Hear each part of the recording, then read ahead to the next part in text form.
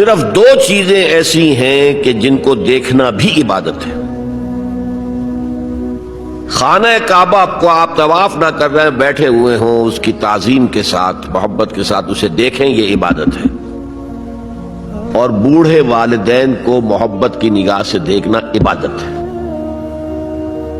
اصل میں بڑا سائیکولوجیکل پرابلم یہ ہوتا ہے کہ جب آپ چھوٹے تھے، بچے تھے، تو والدین کی محبت آپ پر مرکوز تھی۔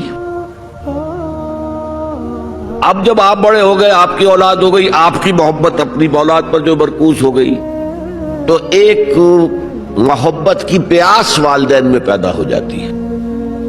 ہماری اولاد کا مرکز محبت تو کچھ اور وجود میں آ گیا، اور ساس بہو کا جھگڑا بھی اسی وجہ سے ہوتا ہے زیادہ۔ تو اس پہلو سے یہ ہے کہ اگر آپ والدین کو محبت دیں گے اور ان کو محبت بھری نگاہ سے دیکھیں گے تو یہ بھی عبادت ہے۔